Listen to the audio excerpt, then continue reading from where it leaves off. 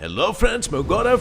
और ब्लैकबेरी, जिसके यूएस जैसे पावरफुल देश में 50% मार्केट शेयर था, एक ऐसी कंपनी जिसके प्रोडक्ट्स अनकम्पीटेबल थे, security and privacy top notch थी, सब कुछ परफेक्ट था। उन्होंने अपना प्रोडक्ट ब्लैकबेरी Z10 जब लॉन्च किया ना, तब उस कंपनी का मार्केट शेयर रातों रात 50% से सीधा 0% हो गया। Can you believe that? ये कंपनी सिर्फ शट डाउन ही नहीं हुई, बल्कि यूएई में तो बैन भी हो गई। और ऐसा ड्रास्टिक चेंज सिर्फ ब्लैकबेरी Z10 नहीं, HTC फेसबुक फोन ने भी फेस किया। शुरू में तो वो $99 जैसे ऊंचे रकम पे बेचा जा रहा था, पर एक ही महीने में उस फोन की प्राइस 99% कम हो गई, यानी कि 0.01% डायरेक्टली। अब सवाल ये उठता है कि जब फेसबुक जैसी कंपनी पार्टनरशिप में है, तो फोन के प्राइसेस में इतना बड़ा ड्रास्टिक चेंज आया तो आया कैसे? और ऐसे एक और एक मोबाइल कंपनी थी जो फेल तो हुई, लेकिन वो नस्ता नाबूद नहीं हुई। एंड वेल, ये कंपनी भी बहुत ही फेमस है, इसका नाम है गूगल। उन्होंने गूगल पिक्सल 4 नाम का एक ऐसा फोन लॉन्च किया था जिसमें रेडियो टेक्नोलॉजी थी, यानी कि उस फोन को हवा में मोशंस करने से भी आप ऑपरेट कर सकते थे, स्क्रीन को छूने तक की जरूरत नहीं थी। इतना बड़ा फ्यूचरिस्टिक खोज जब 2019 में हो चुका था, तो क्यों ये फोन नहीं चला और आज कोई उसकी बात क्यों नहीं करता? वेल फ्रेंड्स, ऐसे ही कई सारे और सवालों के जवाब ढूंढने के लिए let us get on with our today's video titled 7 painful smartphone fails. Number 1, Google Pixel 4। Google एक ऐसी कंपनी है जिसने जो मोबाइल रेडियो टेक्नोलॉजी से ऑपरेट हो, इतनी बड़ी फ्यूचरिस्टिक खोज कर दी थी, लेकिन आज उनका वो फ्यूचरिस्टिक प्रोडक्ट कहां पे गायब हो गया है? अब जब गूगल जैसी बड़ी कंपनीज ये बोले कि वो कुछ लॉन्च करने वाले हैं, तो जाहिर सी बात है लोगों के एक्सपेक्टेशंस भी हाई हो जाते हैं, मीडिया भी अलर्ट हो जाता है। अक्सर जब तक प्रोडक्ट्स मार्केट में आए, तब तक कंपनीज ये ट्राई करती है कि वो कस्टमर्स में सस्पेंस और क्यूरियोसिटी मेंटेन करके रखे और लोगों को भी ये माहौल में वेट करना पसंद आता है। पर गूगल ने इस बात का ख्याल नहीं रखा और लीक्स कर दिए, जो कि तब लोगों को बिल्कुल भी पसंद नहीं आया था। और जैसे कि इतना कम नहीं था कि लीक्स के कुछ टाइम के बाद गूगल ने गूगल पिक्सल 4 के लॉन्च के काफी टाइम पहले ही उसके एडवर्टाइजमेंट में ये वीडियोस डाल दिए कि कैसे रेडियो टेक्नोलॉजी की हेल्प से लोग बिना स्क्रीन को टच किए हवा में ही मोशंस करके फोन को ऑपरेट कर सकते हैं। और ये वीडियोस देखने के बाद इस बार लोगों की एक्सपेक्टेशंस काफी हद तक बढ़ गई थी, पर वो सारी एक्सपेक्टेशंस टूटकर चकनाचूर हो गई जब गूगल पिक्सल 4 एक्चुअल में लॉन्च हुआ। इस फोन में कंज्यूमर्स ने काफी सारी प्रॉब्लम्स फेस की, like 64 GB non expandable storage, no unlimited photo backups, यहां तक कि बैटरी लाइफ भी पुअर थी, अल्ट्रा वाइड कैमरा का भी कोई ऑप्शन नहीं था, और सबसे बड़ी बात थी कि रेडियो टेक्नोलॉजी, जिसके एक्सपेक्टेशंस उन्होंने एडवर्टाइजमेंट में काफी हाई सेट किए थे, वो असल में बिल्कुल बेकार था। मतलब एडवर्टाइजमेंट्स के हिसाब से आप अपना पूरा फोन मोशन से चला सकते थे, पर एक्चुअल में आप उसमें वॉल्यूम और स्वैपिंग के अलावा और कुछ भी नहीं कर सकते थे। और जब लोगों को फोन में बेसिक फीचर्स ही नहीं मिल रहे हैं, तो लोग उस फोन को खरीदना पसंद क्यों करेंगे, वो भी 53,900 जैसी ऊंची रकम में? So at last that product was a big failure. Number 2, Motorola Razr. Razr 2004 में लॉन्च हुआ था और लॉन्च होते ही 120 मिलियन यूनिट्स को वर्ल्ड वाइड बेचकर वो एक बेस्ट सेलिंग क्लैमशेल फोन बन चुका था। और यार, वो बेस्ट सेलिंग कैसे नहीं बनता? आखिर ये दुनिया का पहला ऐसा फोन था जिसकी स्क्रीन फोल्डेबल थी। पर वो कहते हैं ना, जिंदगी के उतार चढ़ाव से कोई नहीं बच सकता, और बस मोटोरोला के साथ भी कुछ ऐसा ही हुआ। जब साल 2005 में उन्होंने एप्पल से हाथ मिलाया, शायद यही मोटोरोला की बर्बादी की तरफ का पहला कदम था, क्योंकि शुरू में तो सब बढ़िया था,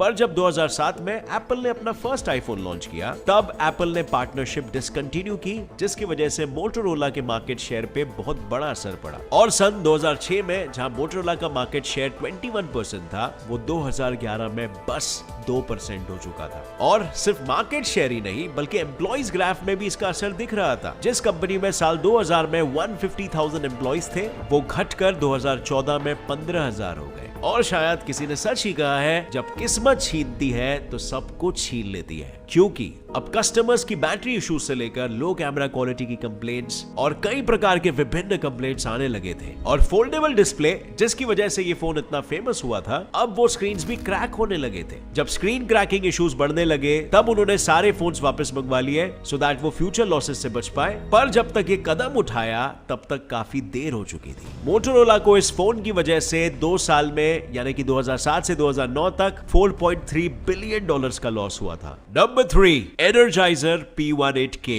एनर्जाइजर P1 दुनिया का वो पहला ऐसा फोन था जिसमें 18,000 mAh की बैटरी थी, यानी कि 50 दिनों की बैटरी। एमएनई टेलीकॉम कंपनी को जब ये लगा कि कस्टमर को ऐसे फोन की जरूरत है जो अच्छा तो है पर उसकी बैटरी लाइफ उससे भी अच्छी हो, तब जाके उन्होंने एनर्जाइजर P18K बनाया। हाँ, यहाँ ये यकीन करना मुश्किल होगा पर जिस फोन की बैटरी 50 दिनों की थी वो फोन असल में फेल हो गया। इस फोन की बैटरी की वजह से इस फोन का शेप एक डब्बे जितना मोटा था मानो कोई एक ईंट लेकर घूम रहा हो। कस्टमर्स की भी वही कंप्लेंट थी कि फोन 30 मिलीमीटर वाइड है और मोटा और भारी है, जिसकी वजह से वो फोन पॉकेट में फिट नहीं होता और लोगों को स्पेशल बैग कैरी करना पड़ता था। और शेप तो फिर भी ठीक है पर इस फोन की प्राइस तो मानो आसमानों को छू रही थी। $1 मिलियन जैसे ऊंचे भाव में इसे बेचा जा रहा था।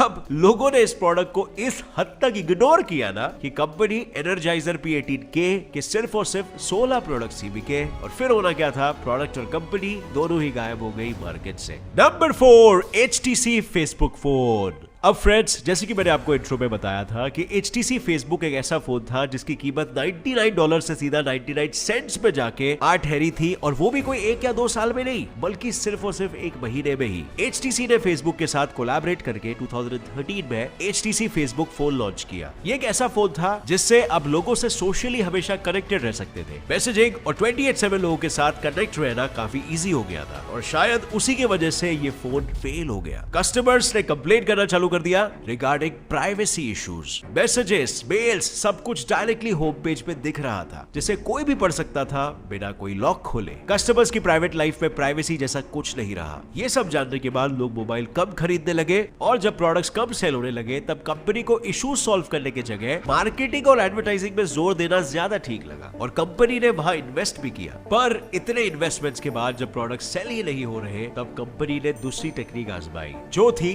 $99 के फोन को 99 सेंट्स में बेचना। इतनी कम कीमत में बेचना, इसके पीछे का रीजन सिर्फ एक था कि कंपनी जितना कवर कर सकती थी वो उतना पैसा कवर कर ले, क्योंकि एटलीस्ट वो टोटल फेलियर से फिर भी अच्छा था। पर अफसोस ये तकनीक भी काम नहीं आई।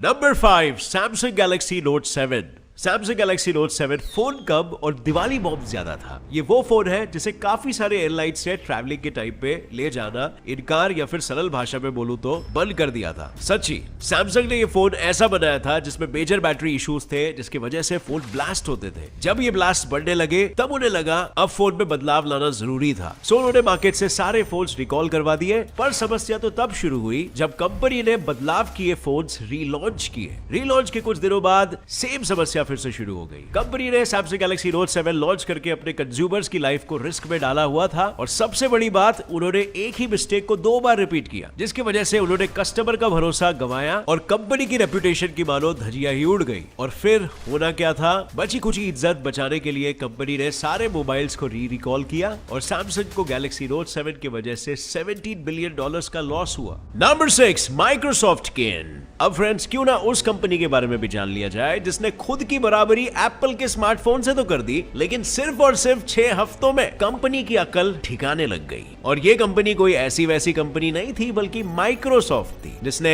माइक्रोसॉफ्ट किन को लॉन्च किया था और जो एक ऐसा फोन था जो कैप्सूल में पैक होकर आता था। अब इस बात से सबको यह अंदाजा आ चुका था कि फोन का शेप और साइज कितना छोटा होगा। मतलब लॉन्च होते ही कंपनी ने यह दावा तो कर दिया था कि लोग माइक्रोसॉफ्ट के इस नए फोन से एप्पल से भी ज्यादा इजीली किसी को भी कनेक्ट कर पाएंगे, लेकिन इनका ये दावा, इनका ये स्टेटमेंट सिर्फ एक स्टेटमेंट बन के रह गया जब सिर्फ 6 हफ्तों में यानी 42 डेज में ही ये ब्रांड बंद हो गया। नॉर्मली ऐसा होता है कि फोन चाहे कितना भी भंगार क्यों ना हो, वो कम से कम 1 साल तो मार्केट में चलता ही है। अब भैया 42 डेज में मार्केट से कौन गायब हो जाता है, वो भी खुद को एप्पल जैसी कंपनी के साथ कंपेयर करके। और ये गलती किसी छोटी मोटी नई नवीली कंपनी के साथ भी होती तो भी समझ में आता, बट ये माइक्रोसॉफ्ट के साथ हुई। और माइक्रोसॉफ्ट के इन फोन्स की गायब होने की सबसे बड़ी वजह यह भी थी कि इनका प्राइस बहुत महंगा था। किन 1 $130 यानी तकरीबन 10,000 रुपयों का था और किन 2 $150 यानी तकरीबन 12,000 रुपए का था, जो इस फोन की टारगेट ऑडियंस यानी कि टीनेज ऑडियंस के लिए अफोर्डेबल नहीं था। जिससे हुआ ये कि कंपनी जिसने पहले वीक में 10,000 प्रोडक्ट सेल करने का टारगेट सेट किया था वो रत्ती भर भी पूरा नहीं हो पाया और माइक्रोसॉफ्ट ने इसे तुरंत फ्यूचर लॉस से अपने आप को बचाने के लिए इस प्रोडक्ट के प्रोडक्शन को ही रोक दिया। और कुछ इस तरह माइक्रोसॉफ्ट किन सिर्फ 500 प्रोडक्ट्स को ही बेचकर 42 डेज में ही टेक्नो वर्ल्ड से गायब हो गई। Number 7, BlackBerry Z10। चलो भाई लोग, अब बात करते हैं उस कंपनी की जो फेल इसीलिए हुई क्योंकि उसके डिवाइस हाई सिक्योरिटी डिवाइस थे। वो लोगों को वरदान दे रहे थे पर वो उनके लिए ही अभिशाप बन चुके थे। Blackberry one of the richest company थी जिसके हाई सेंस ऑफ सिक्योरिटी के टक्कर में कोई नहीं आ सकता था। इस अनकंपीटेबल कंपनी को सिर्फ दो चीजें ऊंचाइयां छूने से रोक रही थी। एक ये था कि जब वर्ल्ड इनोवेशन की ओर बढ़ रहा था और टच स्क्रीन यूज कर रहा था, तब भी ब्लैकबेरी बटन फोन ही बना रहा था। उनको कभी ये समझ ही नहीं आ पाया कि कस्टमर्स टच स्क्रीन की डिमांड कर रहे हैं और बटन्स वाले फोन आउटडेटेड होते जा रहे हैं। और दूसरा था उनके प्रोडक्ट की प्राइसेस जो कि काफी हाई थी। पर ये सब तो फिर भी ठीक था। इनके गिरने की कहानी की शुरुआत तब हुई जब कंपनी ने ब्लैकबेरी Z10 लॉन्च किया, क्योंकि इसके लॉन्च होते ही सब कुछ बदल गया। ये फोन लॉन्च होते ही ब्लैकबेरी की जो सक्सेस स्टेयर्स थी वो फेलियर की सीढ़ियों में बदल गई। ब्लैकबेरी Z10 एक बड़ा फेलियर साबित हुआ क्योंकि इस बार भी ब्लैकबेरी ने कस्टमर्स के टेस्ट को नहीं पहचाना और कंपनी बिग स्क्रीन पे स्विच नहीं हुई और स्मॉल स्क्रीन वाला ही फोन लॉन्च कर दिया। और सिर्फ यही नहीं, इस फोन की मार्केटिंग भी ढंग से नहीं की गई और तो और फोन में अच्छे और नए एप्लीकेशंस की भी बहुत कमी थी, जिसका सीधा असर ब्लैकबेरी के शेयर्स पर हुआ। पर कहानी का ट्विस्ट तो अभी बाकी था। हाई सेंस ऑफ सिक्योरिटी जिसकी टक्कर में आईफोन तक नहीं खड़ा ले सकता था, ये फोन उसी के वजह से यूएई में भी बैन हो गया। यानी जिस सिक्योरिटी का दावा कंपनी हमेशा से करते आई थी वही उन पर भारी पड़ गया, क्योंकि यूएई का ये कहना था कि टेररिस्ट अपने मैसेज को इतनी हाई सिक्योरिटी फोन से भेजा करते थे जिससे कोई उनका मैसेज नहीं पढ़ सकता था और ना ही कोई उन्हें ट्रैक कर पाता था, और इसीलिए उन्हें रोकना मुश्किल हो रहा था और टेररिज्म इश्यूज बढ़ रहे थे। और इस बैन ने मार्केट शेयर पे और ज्यादा असर डाला और एट लास्ट वो ऑलमोस्ट जीरो पे पहुंच गया। And as we all know, अंत में कंपनी कंगाल हो गई। सो फ्रेंड्स, उम्मीद है आपको इस वीडियो से कुछ नया जरूर सीखने मिला। कितने फैक्ट्स आपके लिए नए थे नीचे कमेंट सेक्शन में जरूर ठोकना। अगर वीडियो पसंद आया तो एक लाइक जरूर ठोकना। Get set fly fact channel को भी सब्सक्राइब कर लो, नोटिफिकेशन बेल ऑन करके ऑल का ऑप्शन सिलेक्ट कर लो ताकि आगे आने वाली हमारी कोई भी वीडियो को आप कभी भी मिस ना कर सको। As always friends, stay curious, keep learning and keep growing. जय हिंद।